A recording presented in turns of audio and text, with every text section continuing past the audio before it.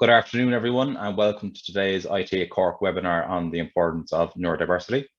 My name is Owen Murphy. I'm a director in Deloitte Consulting, and it is my pleasure to be your MC for today's webinar. And indeed, Deloitte are very proud to be sponsoring the IT at Cork Diversity webinar series. IT at Cork ran a webinar back late last year on neurodiversity, which received a lot of really positive feedback and interest. That session focused on the organization perspective. And I think there was such interest in the session that the team wanted to run a follow-up, and which really focuses on the individual and their experiences of working with neurodiversity in a corporate environment. So with that in mind, I'm delighted to introduce today's panel. So I'll just introduce the panel first, and we'll get into deeper introductions shortly. So we've got Tony Horton, who is the VP of Global Supply Chain Operations with IBM, and is also the IBM Neurodiversity Executive Sponsor. So welcome, Tony. We have John Gilman, who's an IT project manager at Dell, and is also a member of their True Ability ERG team. We have John Power, who is in the talent acquisition team at Dell Technologies, and is also a member of the True Ability ERG team. So welcome to John and John. Tony, John, and John are neurodiverse, and we look forward to hearing about their career stories and experiences this afternoon. And we also have two panel members who work on the support services side. So delighted to welcome Beth Jennings, who's a career coach with Ability at Work, and Shay Nolan, who's an employability project manager with the Disability Support Service at University College Cork. So welcome to all the panel. We'll hear from them very shortly, I promise you. Some housekeeping from my side. So we would like this to be an interactive session. So please submit your questions through the Q&A function, which you'll see at the bottom of the screen. And we'll also run a couple of polls during the session as well. So interested to get the views of the people on the webinar. And maybe just briefly from my own perspective, I feel it's a really important topic, and it's really come to the forefront of the diversity and inclusion agenda, probably particularly over the last number of years.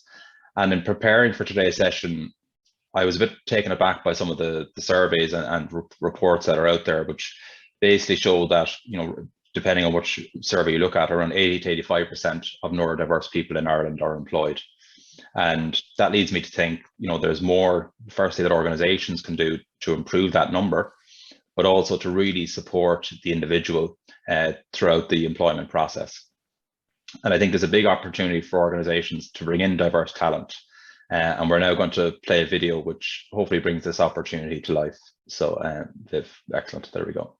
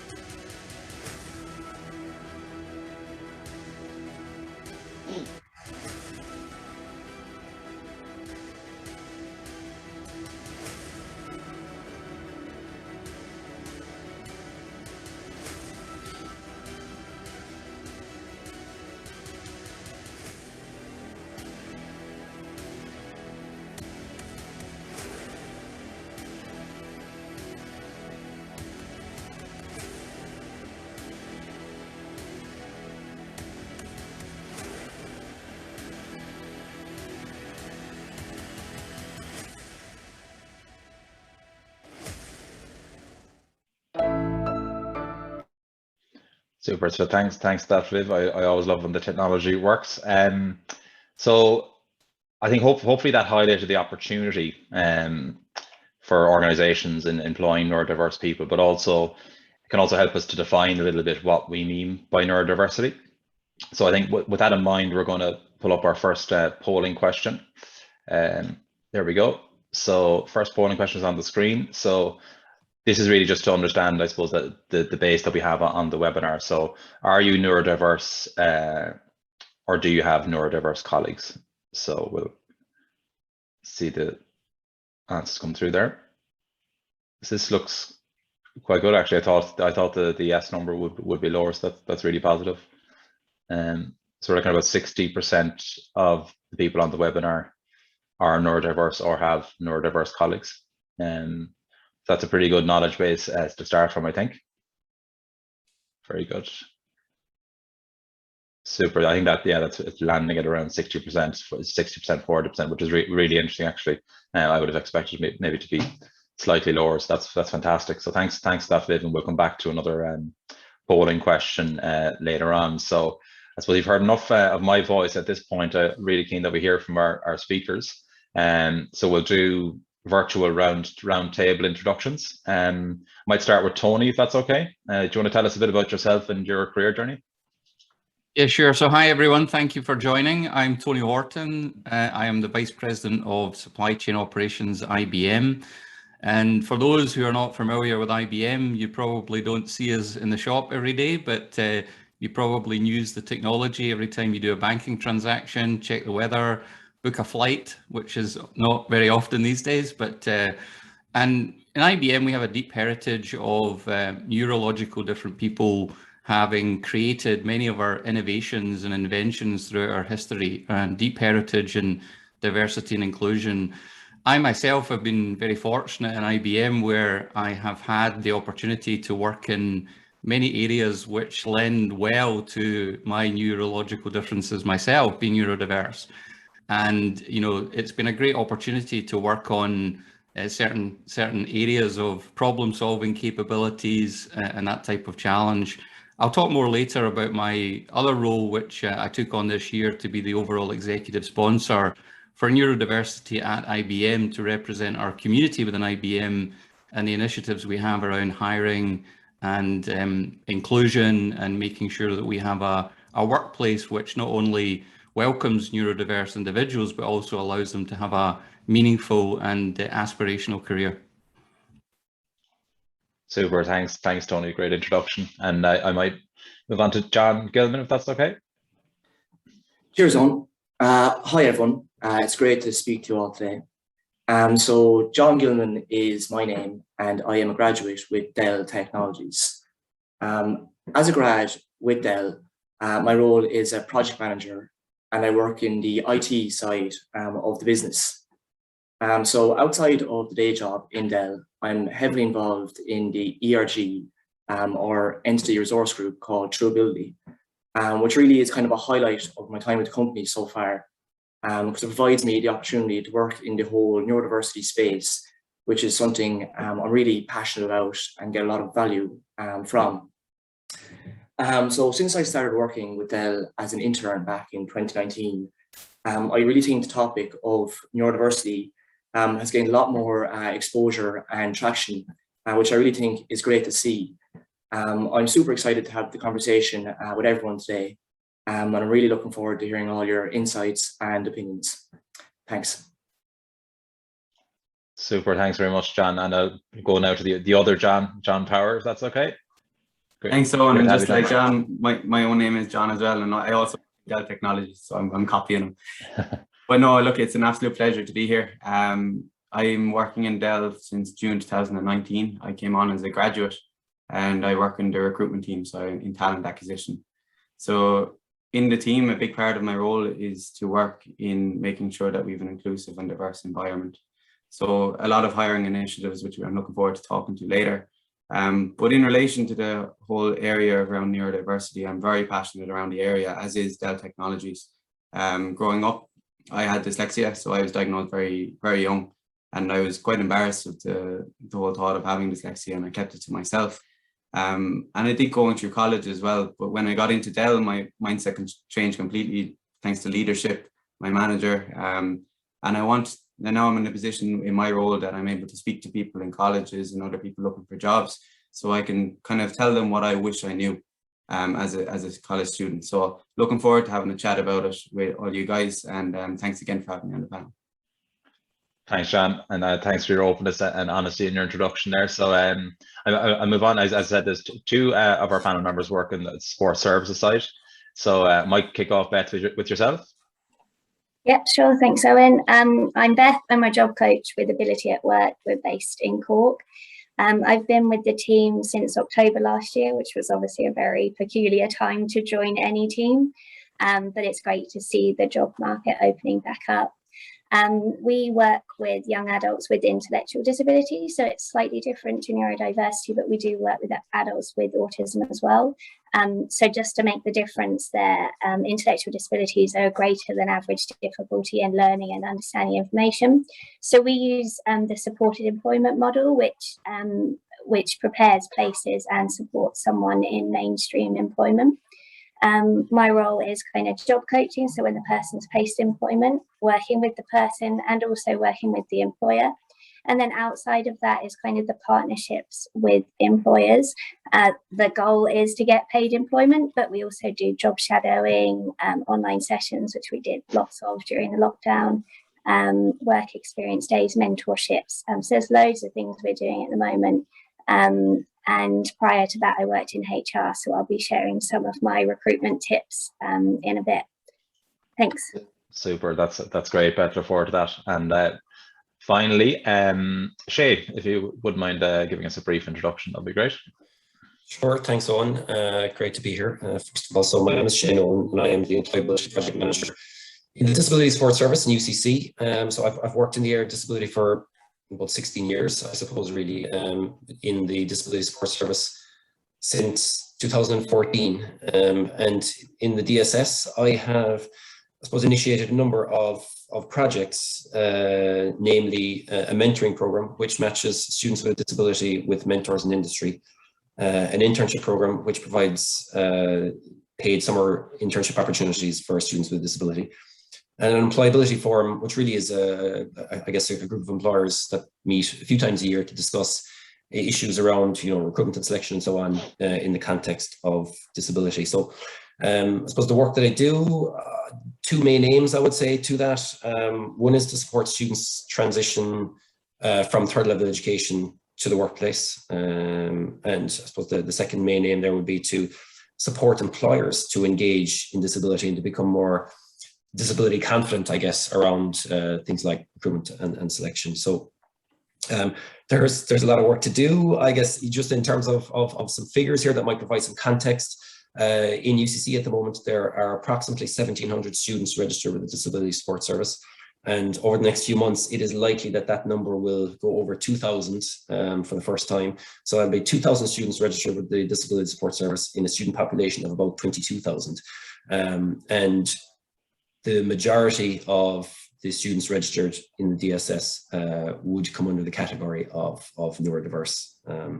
So I guess I would also say that neurodiversity certainly influences the transition to employment, in that I think, broadly speaking, that a lot of recruitment and selection procedures aren't really set up to support people with a disability in general, and maybe specifically neurodiverse candidates. Very good. Thanks very much, Shay, and great work ongoing there, I think. So we might, before we, I suppose, crack into the meat of the discussion around some key topics we've identified, we might just do our second polling question, Viv, if that's okay. Super. So, and hopefully the introductions maybe increase your understanding a little bit, but what's your level of understanding of neurodiversity in the workplace? So pick one option. So good, you have some knowledge, or it's an area I would like to know more about. So we'll just give that a minute. So you say a good mix of understanding here already, which would suggest that what we're about to talk about will hopefully be really useful. So we've got, yeah, we're pretty much almost there with everyone responded. So 20% of our attendees have good knowledge, 37% have some knowledge, and helpfully for us and our panel, this is an area I would like to know more about, is 42%. So So good that we've got people on the call who are receptive and want to learn more. So thanks everyone for responding to that. So what we're going to do now, and basically for the remainder of the call, we've looked at and we've discussed some big topics that we think are, really important in the context of today's webinar. So I think that the first one we're going to talk about is the recruitment process. And Beth, I might talk to yourself because I know this is an area you've done a lot of work in. So, what would be your top tips to build a more inclusive recruitment process? And we'll open up then to the other panelists afterwards, maybe in terms of their experiences. But maybe kick off with yourself, Beth. Yeah, perfect. I think when asked why companies aren't employing people who are neurodiverse, I think they're quite quick to say, well, they haven't applied, the opportunity hasn't arisen. And I think we should challenge them more and say, if you advertise in the same place, you're going to attract the same talent. So I think one of my tips would be think about where you're advertising, think about who you want to attract, and think about the advert wording itself. Make sure it's clear, make sure you're not using jargon, think about the actual requirements of the role, what things you need. Some language can be off-putting. Sometimes you might call out that the person needs to be enthusiastic, and those things can be difficult for people to say, yeah, I am definitely all of these things. So think about what you really need. And one challenge I definitely come across a lot is not having a human you can talk to. Recruitment pages are really smart and they're often run by computers, but sometimes you just need an email address to say, I need a bit more support, or can I just clarify this point? So having an email address of an actual human is very simple, but very, very powerful when you're applying for a job. And I think if you're looking to employ people who are neurodiverse, call it out. Say, we're an equal opportunity employer. We encourage people who are neurodiverse to apply. Again, it's really simple, but if you don't say it, there's a nervousness, there's an anxiousness around whether that person's going to get the support that they might need. And then kind of maybe chat about case studies you've had of different employees who have joined you, different accommodations you've made, maybe refer to a diversity and inclusion page. These are our commitments, challenge us, make sure we're doing them. We'd love to have you as part of the team. And then I think separate to that is the actual interview process. So they've been successful, they've got through. There's a few things you can do to make the interview process easier for everyone, for all applicants. So make sure you're really clear about who they're meeting and how to get there. Who's going to be in the room? Where should I park? What's the nearest bus stop? Just alleviate some of that anxiousness.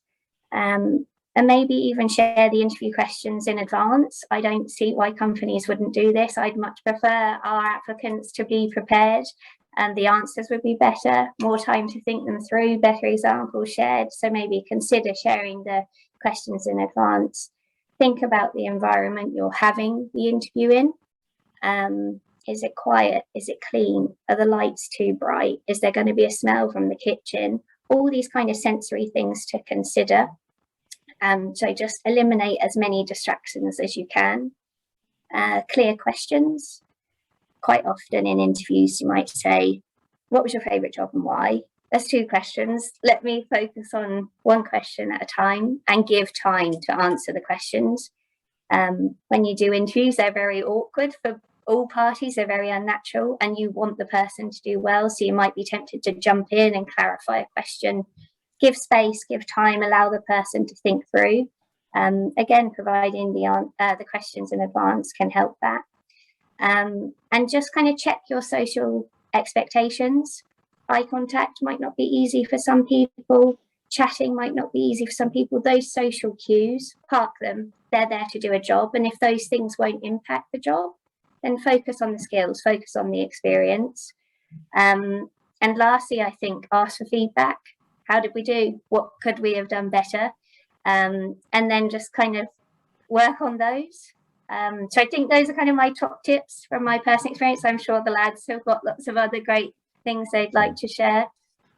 Thanks very much, Beth. Really practical stuff there, I think, as well. So yeah, happy to open it up if any of the panelists want to chip in and some of the things that they've seen. And yeah, Beth, sorry, Owens. Yeah, Beth, I'm glad you mentioned job descriptions, because I think they can be incredibly off-putting to people applying, because a lot of the time it's jargon that's used. So, you know, of course, a job spec might say that that the company is looking for a dynamic self-starter or something like that, right? And I think that's in many ways a meaningless phrase, okay?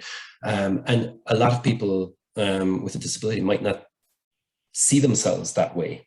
That doesn't mean that they wouldn't be a brilliant employee, but they just don't see themselves that way. So I think that it would be really useful for people with a disability, neurodiverse people in this case, to be engaged with in terms of writing job descriptions, because what do they find off-putting? Why would they not apply for a particular role? What is it about a job spec that they kind of find difficulty with? So I think engaging with the people that it impacts would be a really good idea. Very good. And John Power, I think you were going to come in there, and you work in talent acquisition yourself, so you probably know this space quite well too. Yeah, no, and I just want to reiterate the guy's point. They're absolutely brilliant, and there is a lot you can do, and I suppose it does start with the job description. I think Beth mentioned that to have a name on the job description is really important. So as a point of contact, if anyone has any further questions, maybe means of reading the job description and applying doesn't appeal to them, they might need more context. So just by having that communication point, it's key. I think it's really important. And I also think I want to bring in the point that not all processes need to be the same for everybody. You can tailor your recruitment process to people with different abilities.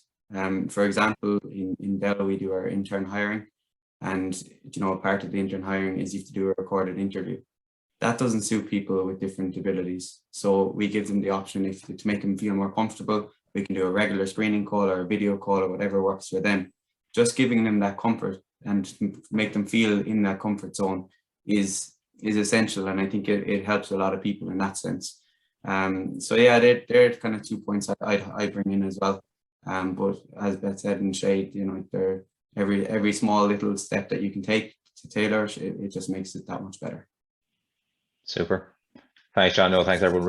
I think really practical tips, and just got a comment in there as well to say that, you know, so far so good, and really practical advice that we're getting as well. And just at this point to encourage people to submit questions through the Q&A. We're starting to get some questions through thick and fast, which is great. So we'll try and address it, as many of those as we can. Shay, I might turn to yourself next, and maybe to understand a little bit of some, I suppose, good practice or good things that you see that companies are doing to promote the neurodiversity agenda and encourage inclusiveness.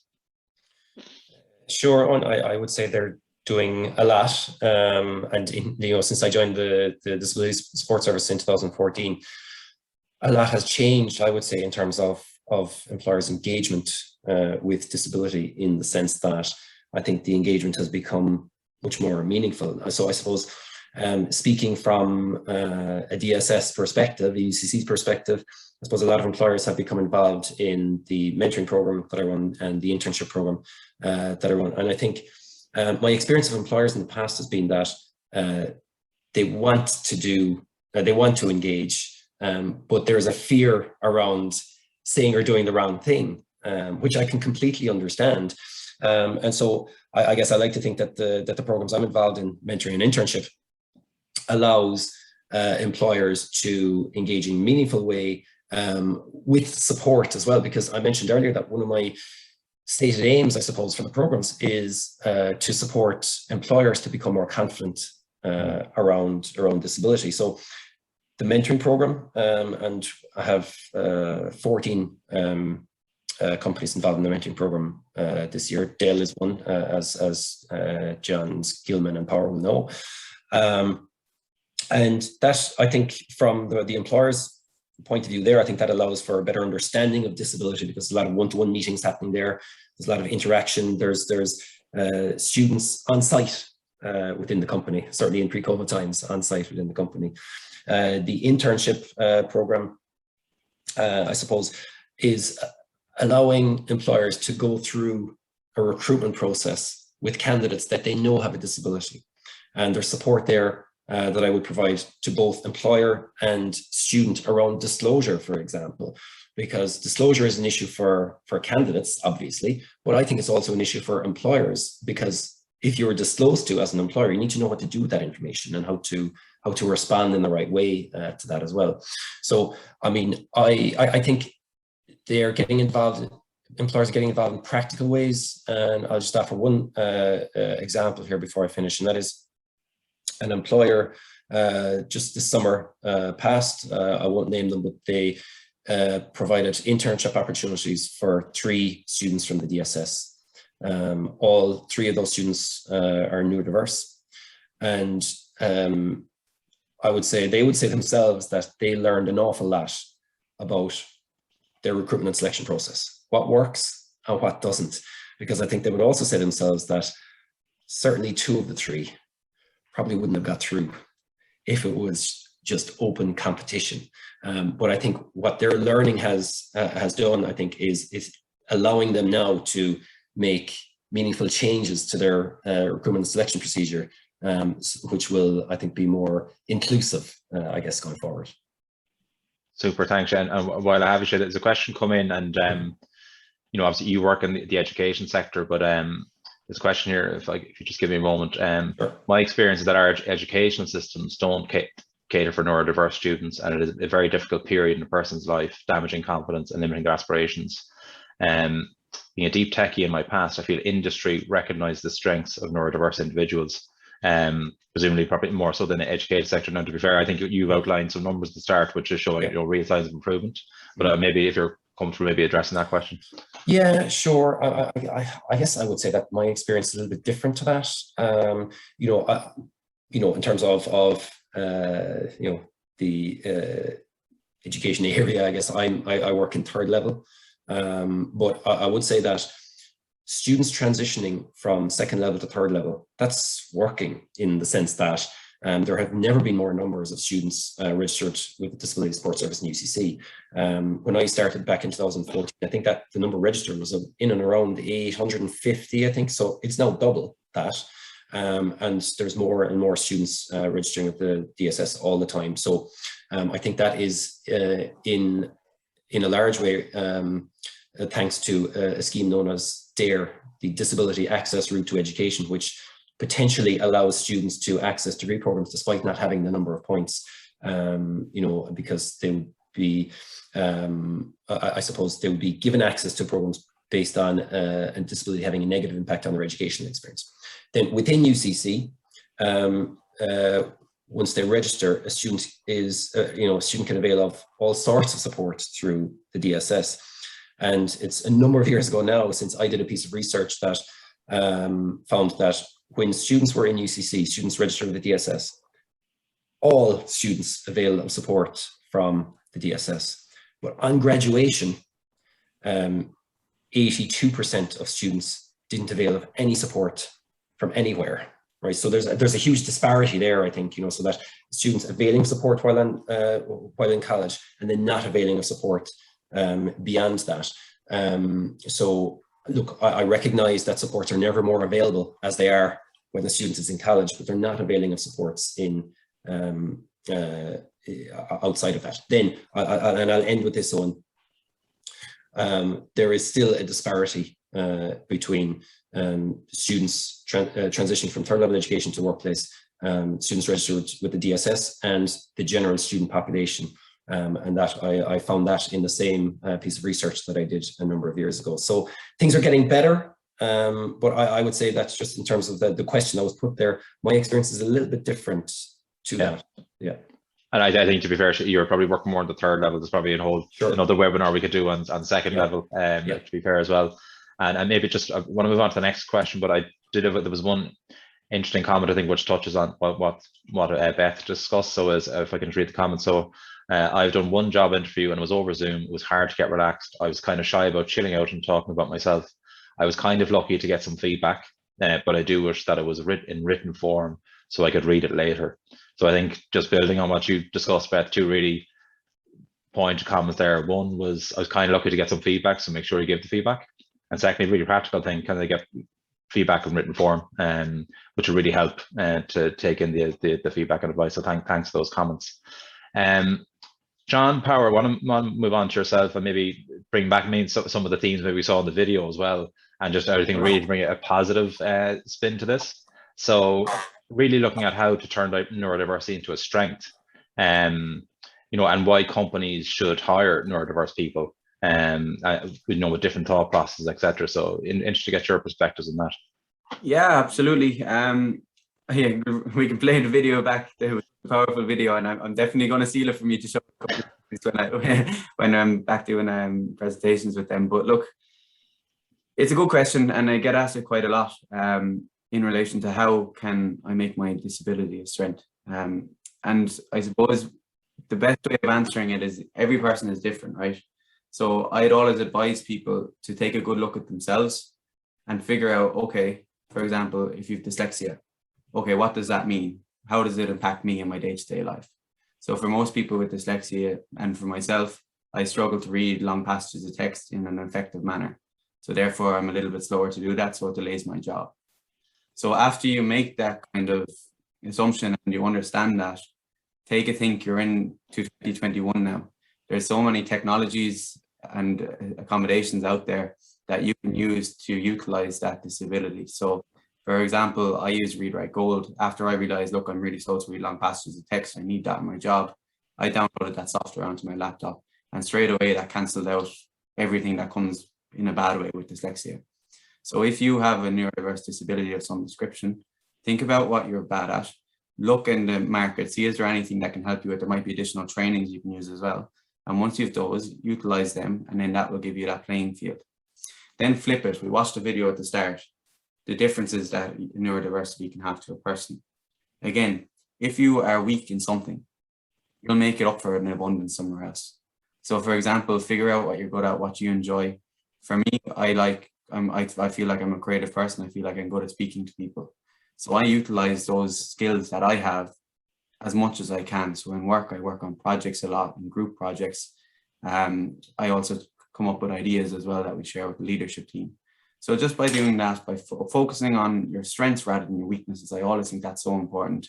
See your strengths, use them, and just own it. And then I think that will really stand to you. And that's what I say to a lot of people that I speak to. On the other side, then, when we talked around why companies are hiring this talent, that's a whole different story. And it's especially in today's world when you can see, say, look up the top 10 companies in Ireland. I guarantee you when you go onto their website, they'll say they're an equals opportunity employer. A lot of companies are running programs. Shay touched off with neurodiverse programs, and we're doing it ourselves in Dell, that, you know, we're looking to hire people with neurodiverse disabilities. Companies aren't doing that for the sake of it, saying, oh, it's a good act, I'm going to hire someone with neurodiverse disability. They're doing it because it gives business impact. You know, they're a strength to the business. And I always bring up diversity of thought. So I'll put it back to you on, say if you're hiring two groups of people. So you go into one room, these are 5 people you hired. It could be 5 people of the same age, the same background, the same culture, the same religion, same abilities. They're going to be good at their job. They're probably all very educated, strong people. Give them a project and they'll do a good job of it. But you go into a second room and you've hired 5 different people with different abilities, different backgrounds, religion, sexual orientation, completely different to each other. What you'll find if you give them the same project, you'll go into room 1 and you'll get a few points, good ideas, and that they'll do a good job. You go into room 2, you're going to have 2-3 pages of different ideas that are going to spark innovation. People bounce off each other. Yeah.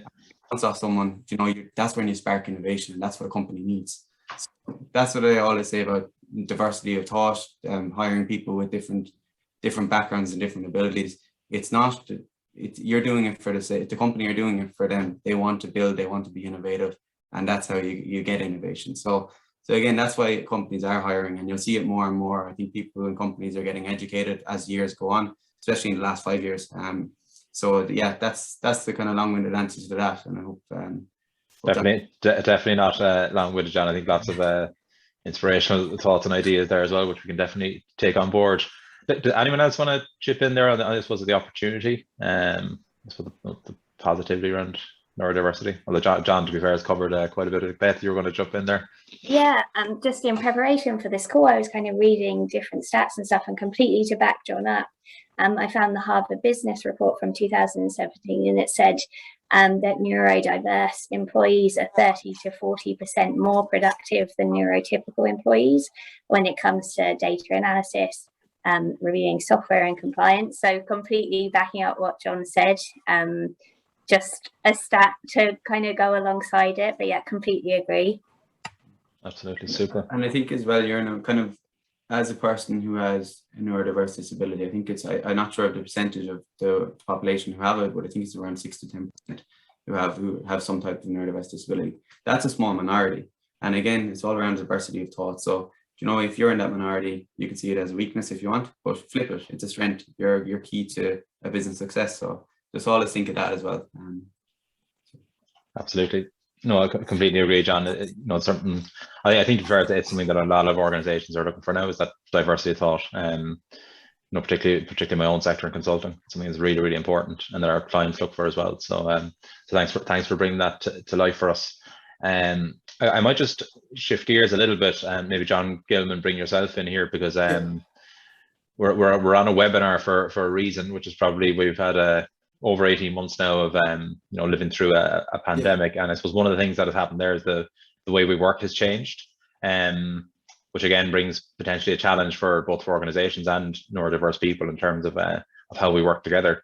So maybe just, I mean, to get your experience on that, you know, is it has working from home being good from the perspective of neurodiverse person? This is what can organizations do as well to help that transition? Yeah, 100%. So I suppose neurodiverse is kind of an umbrella term when we're kind of speaking of, you know, pros and cons for neurodiverse people working at home. But I've heard the same statistic that John Power mentioned, that over 10% of the Irish workforce, or between 6 and 10% of the Irish workforce actually are neurodiverse.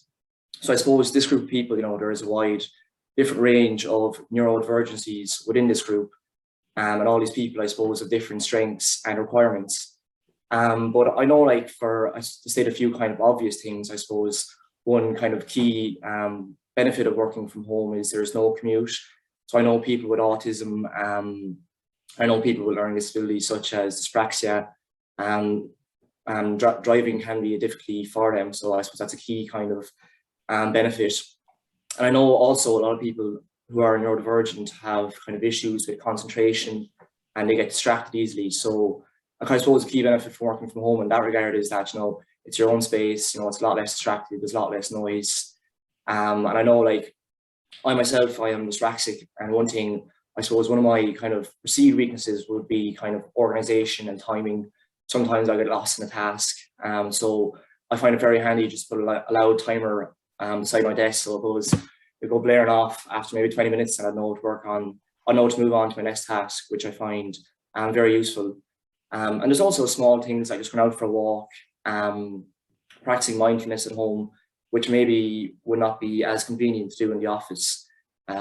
So yeah, I suppose there is definitely pros and cons of working from home life versus being in the office for people who are neurodivergent, and I suppose for everyone.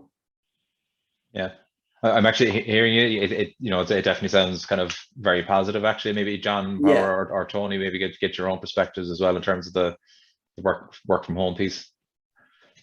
Yeah, I mean, I think obviously there's benefits both ways, because I think there is a misconception that people who are neurodiverse, you know, want to be in isolation, work on their own, right? I think what John mentioned as well is completely the opposite. Actually, you get a group of neurodiverse people with neurotypical people, and actually, you know, the morale of an entire team can flourish, because clearly, you know, people who are neurodiverse, one of the strengths is loyalty. One of the, you know, the other strength, passion for success. There's so many attributes that can complement a team environment as well. But coupled with that, I think the world that we're in now from a hybrid work perspective is it goes both ways, as John was saying. There are certain times that, you know, you want to have that workplace environment, but there's other times that having it constantly for your entire work week is probably counterproductive. So to me, it's like finding the right balance, where one of the accommodations that we're thinking about a lot more seriously from having, you know, particularly in countries where we were very remote, you know, we're bringing people back to the office, and now we're in a hybrid mode. And, you know, now it's like there's a certain benefits for certain individuals, and it has to be what works for them best, I think, as well. So I think it works both ways, but we certainly have also seen experiences from our neurodiverse community that, you know, working fully remote all the time is a problem, is a challenge, is, you know, from a focus perspective as well. So I definitely think the hybrid model, and that might be for some individuals, it might be, you know, 1 day a week versus 4 or 3, right? It's always going to be different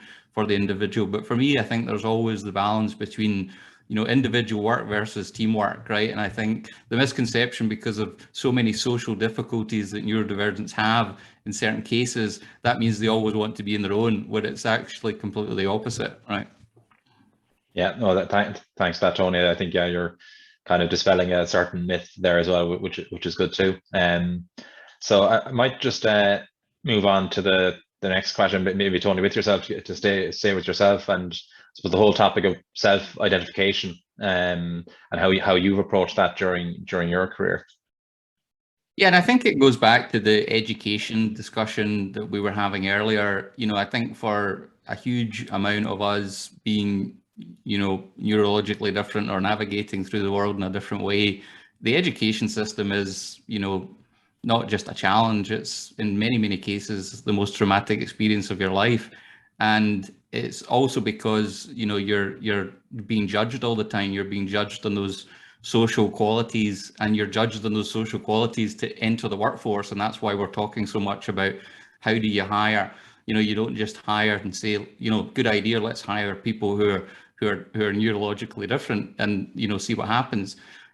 For us, and for me personally, I maybe had one benefit, which was working in the US a lot. I was Scottish, so I guess people, you know, knew I was different immediately. So but in all seriousness, you know, we, at the beginning of my career, I did not, you know, disclose at all, and I didn't for a long time, you know, and I hid so many of my challenges. In fact, one of the, you know, issues I had growing up was my brother was telling everyone and I was telling no one, and I thought, you're crazy, you know, people are really going to think you are crazy, right? So entering the workforce, it's like you have this kind of environment, I guess, from, you know, what I was working on when I was younger in terms of deep technical work. I was very good at language skills, so you kind of really gravitate to the things you're good at. But it wasn't until really kind of mid-career where I started to really figure out, well, a lot of these strengths that I have that other people don't have is one of the reasons I'm doing well in certain areas. It took a long time for me to really figure that out. I don't think, you know, I think today the world is, you know, handling that better in the education system, and a lot more companies are talking about it, which is great. So for me, it was the fear of being judged, and, you know, the particularly moving into management. I've been an executive now for over 5 years in IBM, and my first role, I didn't have a big organization. Laterally, over the last couple of years, you know, I've had a large organization with thousands of people, and within IBM, we were creating a movement to become a lot more neurodiverse friendly, and that group and that movement has all been around people who are neurodivergent, who have created a community, created safe spaces, you know, created the awareness. We have training available to all managers throughout the whole world about how to do hiring, but how to also create a comfortable environment for people. So for me, it was like, I'm not really, you know, displaying the authentic leadership nature of what we were doing around everything we were promoting about inclusiveness. So I did decide to be a lot more open about it. And to me, it was like such an eye opener. And why did I not do it earlier? And I think one of the, you know, things that I'm most proud about is when I took on the role this year of being the executive sponsor, which was, you know, announced to the whole company. We were doing the Neurodiversity Acceptance Month in April, tied in with World Autism Day and many other events that we were doing in April.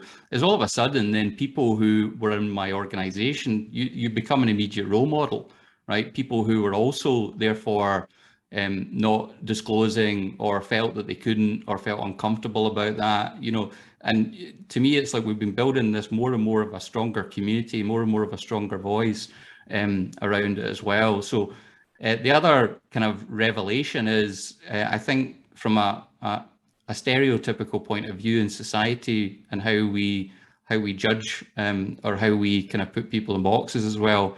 All of a sudden, I had people who I was working with for years who want to tell you about friends or family members or then themselves. It's a very humbling experience as well. So for me, not a regret, because I've had some great fun throughout my career, also not being fully open with it, but it's to me, it's like, so many companies need to, think of a way of creating that environment which makes people comfortable, but not just comfortable. It's like, don't live by the stereotypes. People who are neurodiverse can have strong people skills as well, can be great managers, can be great leaders. It's not like just, gravitate to some of the strengths around, our problem solving or deep focus or analytical or mathematical kind of capabilities where the strengths are, overwhelming. It's like, but really make sure that there's clearly opportunity through educating everyone that allows people to, manage and lead individuals within their organization who are neurologically different. And for us, neurodiversity is a skill that we're promoting in IBM, and Beth, I love the motto, we use it as well, nothing about us without us, is, making sure that we have the platform to make sure that people have the opportunity to have an aspirational, fulfilling career that they want to have as well. And to us, that's the ultimate goal of advancement within our organization. And I think from a society point of view as well, because people who are neurodiverse, it's a very, very broad spectrum. And unfortunately, in our society, it's a very, very underrepresented employed community in our world and in our societies as well. Very good. No, thanks very much, Tony. Very comprehensive and inspirational answer. I would say, I think that there was a question came in actually, which I think you've pretty much covered, but for those on the call that are neurodivergent, what has given you the courage to, I suppose, come out as neurodivergent, and any suggestions on overcoming the fear of discrimination in the workplace? I think, Tony, you've probably touched on that in terms of your own career experience. And I think as well, maybe at the top of the call, there's an onus on employers to negate that fear. And I think really practical examples as well in terms of the recruitment application process about there shouldn't be a fear, I think is the message I'm hearing from the panelists. Maybe just I would maybe John Gilman, if you've anything to add, maybe what Tony was speaking about in terms of the self-identification piece. Yeah, absolutely. And just going back on that point, just in relation to what gives you the courage to speak out about a disability. Like, again, there's zero pressure on someone. If they don't feel comfortable disclosing a disability, then you don't have to in the slightest. Then the reason we're just talking about it is because we're comfortable in our own skin about speaking up about disability because we know more about it. But when you get to the stage of wanting to talk about it with your, say, your boss or your employer, what I'd advise, or even going for an interview, what I'd always advise someone to do is, if they're thinking about whether to say it or not, is to go onto the company's website, look at what they stand for, have a chat, and then if you see that they have a lot of incentives around neurodiversity, if they have like employee resource groups or other incentives, that just kind of gives you a good indication of what way you'll get, as you said, discriminated against or not. Like if they're saying they're all these things, that's a good understanding that you will not be discriminated in the slightest. And the good thing about this is by the week, more and more companies are starting to get on board. So just have that confidence and maybe just do that research as well if you are kind of in two minds and unsure of what to do. I also say in an interview, if you're going for an interview, and you'll get a feel for within the interview as well. So you'll know you can drop a seed by talking about it in a wider area, and then you can see how the interviewers are reacting, and then you can say it if you feel comfortable doing so. But time is your friend here. You don't have to jump at it until you feel 100% comfortable doing so. So just remember that as well. I think John Gilman, you're going to come in as well? Yeah, please, actually. Just kind of, I suppose, reiterate some of John Power's points there. I think the point that time is your friend is very important to note there. Like, there's no pressure to announce it. It's something you can do in your own time. I didn't disclose for a while in my career with Dell. It was only actually until John Power approached me to join Truebility when I started kind of disclosing it to my work colleagues. But I suppose, as Tony said, once I did start disclosing it, and once I became more comfortable discussing about it, it really opened so many kind of avenues and contacts and relationships with people. And it's a big thing in Dell to be your authentic self. And I think people do kind of see the authenticity in you disclosing and you being honest. So for me anyway, it was a hugely positive, beneficial thing to disclose. But 100% I understand, it can be quite daunting at the start. So just remember, time is your friend, and yeah, there's no pressure or rush, I would say. Super. Thanks, John, and thanks to all of you for being so open to that response, because it is quite a personal thing, I think, as well, which I think is the essence of what you're saying too. Conscious of time, we've touched on a couple of the questions that have come in, and please, if there's any further questions, please do submit them. I do want to give time for, I suppose, a rapid fire round table, and we've had lots of really good practical tips on this webinar so far, but maybe, I suppose, specifically looking at setting up a neurodiverse group or committee or program in your company, or indeed any other kind of last tips that people want to impart. If we could just maybe get some top tips in the tube, and as I said, we've already had really good examples, I think, from everyone. So if I maybe just start with yourself, Beth, any kind of final top tips on setting up a neurodiverse group? Yeah, I think kind of the Johns we're talking about, sounds like they've got a group there in Dell, which is fantastic. We've got a group with Ability at Work, which is all of our job seekers. So again, touching on what Tony said, nothing about us without us. We've broken some of the stereotypes today, which is fantastic. I think it's so important when making these groups. Don't assume because someone's neurodiverse, they want to be part of this group. Don't assume because they're not, that they don't want to be part of this group. I think for me, the takeaways just from hearing the guys talk is, no assumptions, keep asking questions. It's the best way you're going to learn. And I know things can feel taboo and you don't want to say the wrong thing. Just keep challenging yourself, keep reading about things, keep up to date with the language, because it often changes, but it's important for everyone that you're using the right words. And kind of don't be afraid to ask, I think. But yeah, I think no assumptions, just take everyone as an individual. And I think those kind of groups can be really powerful when it comes to chatting and making decisions for the company. Super, thanks, Beth. John Power, John Gilman, anything to add to that in terms of, it sounds like you've got a very positive group up and running already in Dell, so maybe if you anything you want to share in terms of how that's set up, or practical tips and advice in terms of how it's set up and how it runs, would be really, I think, really good and useful for people on the webinar. Yeah, I'll jump in first. I think when if you're a company that hasn't say one of these groups set up as of yet, and you're keen on it, but you don't know how to even go about it, I think a good start is go networking. There's a lot of events such as this that talk about neurodiversity, and there's networking events that you could meet people in different companies and pick at their brain. But when you're at those events, what you'll find is you'll start talking to people who are also talking to people in your company, and you mightn't know each other, but they'll be able to put you in contact with each other. And once you've a couple of you together, you kind of start recruiting in that sense and kind of seeing who else will be interested. And I think that's a good way of a starting point as well. Super.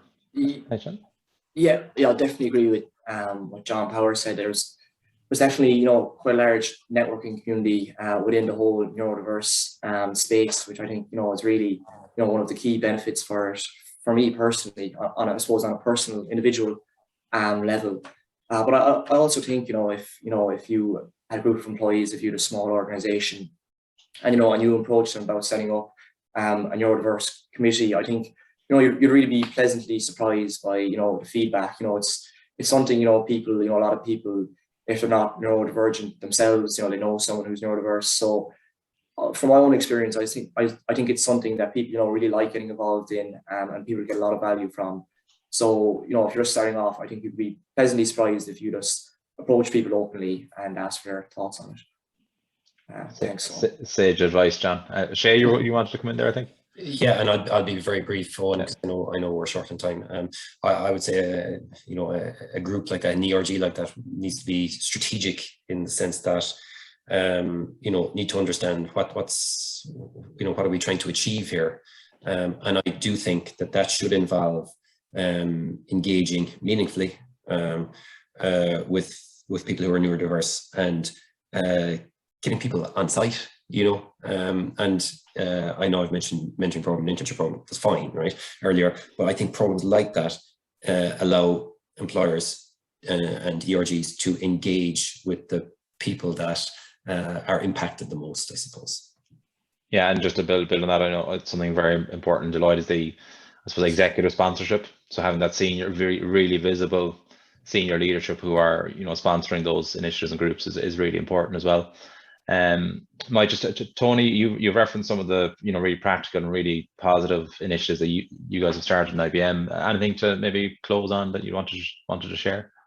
Yeah, I think every company already has a neurodiverse population, whether you know it or not, and including them in what you do, whether it's, you know, building a more inclusive environment or how you're hiring or how you're, you know, getting the feedback from that community.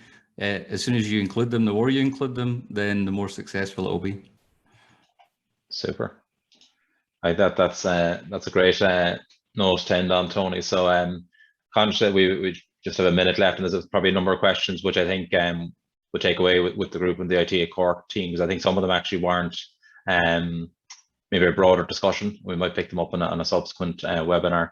But maybe just to wrap up, just to thank our panelists. I think it was a lot of really positives coming in about the openness, the frankness, and the practicality of what you shared today. So really appreciate that. So thanks to Beth, to Shay, to John Gilman, John Power. We managed to get over the fact with two Johns in the call, which is great, and Tony as well for sharing your insights. It's been really informative. I've learned a lot, and also to thank the IT at Cork team.